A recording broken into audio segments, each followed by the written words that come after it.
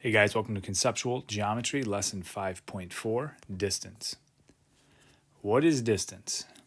Distance is the length of a segment joining two points. So in our first example, I want to find the distance between points C and D if C is 1, 1 and D is 5, 4. So the first thing I'm going to do is connect those. And basically I want to find the length of that segment. One thing that we're going to do a lot in this unit is create right triangles.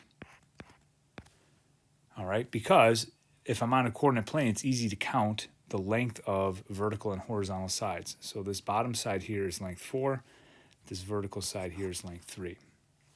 And basically I want to find D, the distance of that blue line segment. Well, remember from earlier in the year, we have this theorem called the Pythagorean theorem.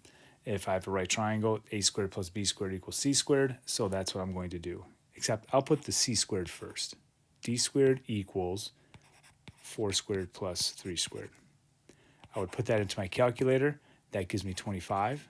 And then we take the square root, and d equals 5. So that's the length of that blue line segment. Now, where does that come from? We're going to derive the formula. The distance formula, d squared equals, what's another way we can refer to this length? That's called delta x. I don't know if you guys have learned that in science, but that just means the change in x. So that would be delta x squared. And then this side here is the change in y, or delta y, plus delta y squared. Now I need to get rid of this, so what I'll do is I'll take the square root of both sides, and that gives me a formula that looks like this. D equals square root delta x squared plus delta y squared. And this is the distance formula I am going to use most often. Anytime I am given a coordinate plane, I like to use that formula. So that's the first one I'm going to write down in this distance formula box. D equals square root delta x squared plus delta y squared. Now this only works if you're on a grid. All right, if you're not on a grid, I just give you two random coordinates and you can't make that sketch of the right triangle, then we have to use a formula that looks a little bit more complicated but uses the coordinates. And that is D equals square root x1 minus x2 squared plus y1 minus y2 squared. So keywords for distance, obviously distance would be one, length, if something asks how long. So anytime you hear or see those words, we're going to be using the distance formula. All right, examples. Find the length of the segment formed by the given points. A is negative 4, 2, so let's plot that. B is negative 3, 5, so there we go. Connect those two. Now, here's my right triangle. What are those lengths? This side is 1, just count the blocks, and this side is 3. So applying those numbers to my distance formula, D equals square root delta x squared would be 1 squared plus delta y squared would be 3 squared. And the next thing you're going to do is just throw that into the calculator. Do not put the square root into the calculator. Just put in 1 squared plus 3 squared. All right, and that gives you 10. And that's how we're going to leave our answer. If the question asks for to the nearest tenth, you would put that in there and you'd get 3.2. But unless it asks for it, I just leave it in what we call radical form, and that's with the square root. Unless it's a perfect square. So like square root 4, I'll write as 2.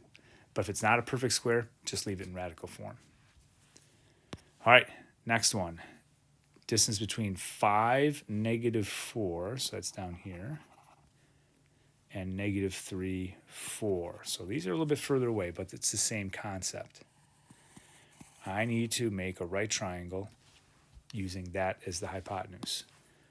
So sketch this in all the way till we get underneath and sketch that in. So now what we have to do is just count the blocks. 1, 2, 3, 4, 5, 6, 7, 8. This bottom side is 8. 1, 2, 3, 4, 5, 6, 7. They're both 8. So applying that to my distance formula, d equals square root 8 squared plus 8 squared. And once again, just put this part in the calculator, not the square root. So that ends up being d equals square root 128. If you want to write it as a decimal, you'd throw in square root 128 into the calculator, and that gives you 11.3. All right, couple more. Question 4, negative 2, 1 is right there. Negative 2, 5. Huh. Well, this one's kind of interesting. If you notice here, it's just a vertical line. So all I have to do to get the distance is just count. That's 4. So the distance here is 4. And we got that by counting. Now counting, remember, only works when horizontal or vertical.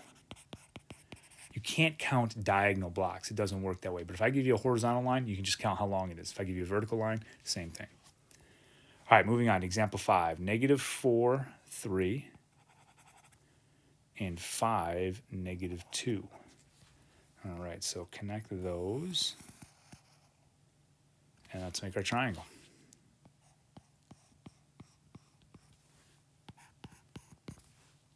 All right, so counting this bottom side, 1, 2, 3, 4, 5, 6, 7, 8, 9 I got.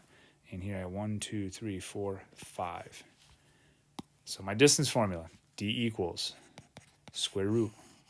Delta x squared would be 9 squared. Delta y squared would be 5 squared.